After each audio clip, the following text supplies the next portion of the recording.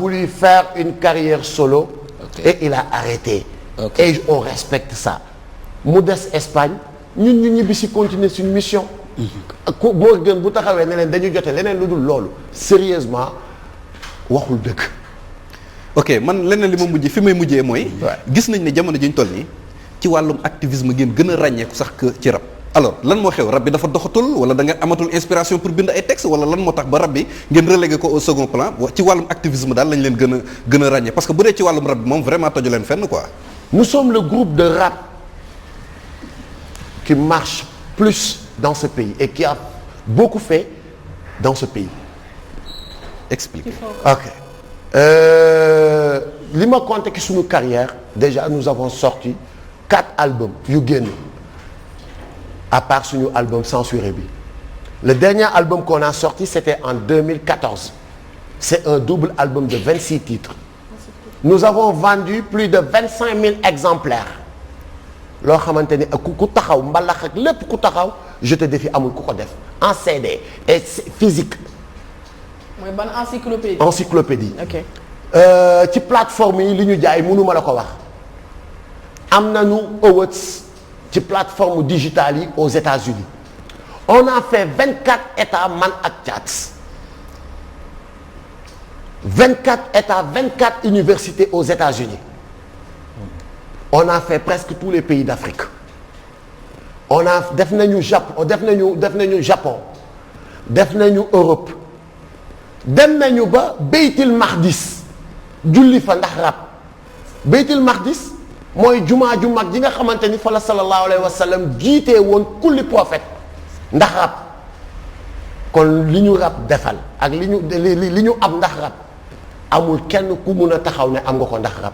Nous sommes le seul groupe boo xamante ni bi Covid bi du daw on n'a pas été affecté parce que on a tout compris et on a signé des contrats aux États-Unis comme en France saa yu weer bi deewee dañuy viréel suñu xaalis man ak Thiat États-Unis comme France tourné nañu ak bande dans les plus grands festivals on def nañu première partie Nas ci festival One Mic Festival c'est le plus grand festival qui se passe à Washington DC alors tey jii nii wax dëgg yàlla ak yonent bi rap moom je pense que ni dootuñ ci taxaw sax di ci bokk ak kenn beneen ba nous sommes le seul groupe boo xamante ni bu ñuy génne képp ku ñu fekk ci marché bi nga génn wala nga doon waaj a génn boo doon waaj a génn moom da ngay denc bu ñu la fekkee ci marché bi avec un single on va plus entendre ton album parce que c'est kër gi nous avons dañu am contenu dañu am message dañu am loo xamante ni nit ñi dañuy toog ça c'est du sérieux buy génn nit ñi dañ koy taataan ñun ba léegi ñu ngi dund ci encyclopédie on prépare Secret d'État qui sera un album boo xamante ni sa waay ma ne la mooy loolu mais ak contexte Covid nous ne sommes pas un groupe des plateformes pour être franc nous ne sommes pas un groupe des plateformes nous sommes un groupe boo xamante ni physiquement la ñuy doxee mais du ñu dox virtuellement. waaw juste une question mon frère dañu bëgg a xam succès bi nga xam ne am ngeen ko da ngeen ko am avant Y'en a marre par tey même man keneen ak keneen bu ñu leen xamee Y'en a marre moo tax tey sénégalais yi xam leen ndax succès bi ngeen am da ngeen ko am parce que da ngeen bokk Y'en a marre wala loo leen liggéey la avant seen intégration biir Y'en a marre. Xuman dafay wax ci benn interview di wax ci Y'en a marre mu ne c'est un mouvement boo xamante ni.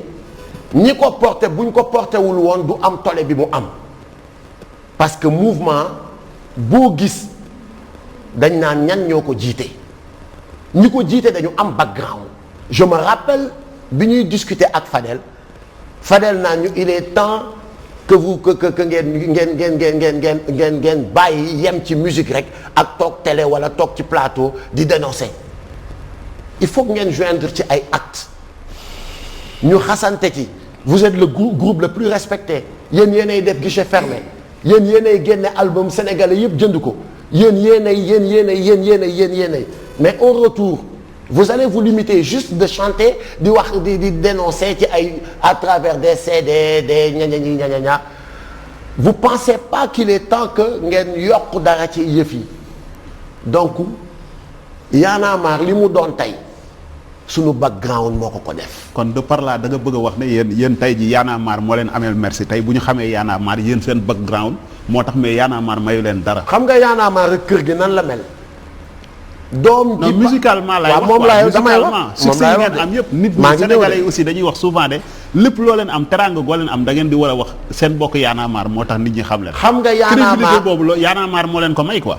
xam nga Y'en a marre ak kër gi nu mu mel nga jur sa doom yar ko fa nga ko war a yaree toppatoo ko na nga ko war a toppatoowee assister ko ca ba nga ko waree assister mu dem ba jàng cursusam yépp ba am ay diplôme am ba commencé liggéey yóbbu baayam màkk Y'en a marre kër gi c'est lu dul lenn lu dul loolu xaw ma ndax dégg nga ma. mais Y'en a marre groupe de rap yi si bokk yëpp ñi si bokk yëpp ñun ay melomaan lañ dañuy rap nañ sax man ancien ku ci nekk da nga am background ancien rappeur la rap nañu man sama groupe mi ngi tuddoon Feu Rouge xam nañu lu nekk ci hip hop bi mais ñi bokk ci Y'en a marre yëpp nekk ay rappeur maanaam lu ñu am tey c'est comme si Y'en a marre moo leen mais comparé aux autres rappeurs yi nga xam ne bokkuñu ci mouvement bi foofu laay waxee. Fou Malade ñun ñëpp xam nañ ni wax dëgg yàlla bi muy nekk star. dañ doon toog ñun di ko seetaan di rêver laal ko fii ñëpp tey ku wax sa digganteeg yàlla. bi muy toj di def Fou Malade nit ñi di rêver di ko gis dox bu bees bi rap ak affaire yooyu loolu ça vraiment ñu gis Malal c'est le premier rappeur bi njëkk a taxaw Bercy. mais yéen bi ngeen ñëwee Y'en a marre ngeen toj laisse-moi venir maa ngi ñëw. dama lay waxal boo buggee ma waxal la ku ci nekk background am par background am. ñëpp nangu nañ ni Fou Malade dafa am histoire dafa am background dafa doon li muy doon avant le mouvement. Simon Kouka nekk directeur de label Jolof For Life au-delà de son talent artistique les albums qu'il a sortis li nga xamante ni def na ko ci hip hop c'est Simon qui a produit des grands groupes comme 5e Underground comme Sen Kumpa et autres kooku kon dafa am une histoire avec le rap am jaloore bu mu def ci rap bi. Fuken Cook bi nekk Dalifort ñëpp xam nañ ni c'est le groupe underground le plus respecté.